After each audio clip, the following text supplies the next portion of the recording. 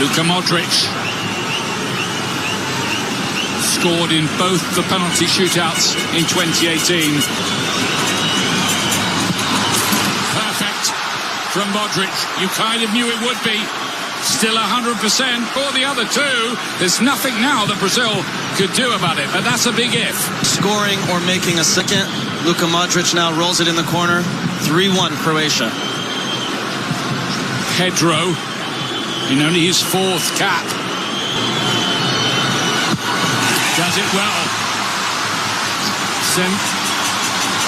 Element for a goalkeeper. You want to get the timing right, and you see still 3-2 now. Orsic next.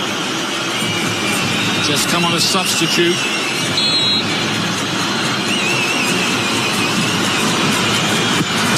He does it too. They only need... Seeing low, hard, 2 inches inside the post. No chance to score to keep Brazil alive in the World Cup.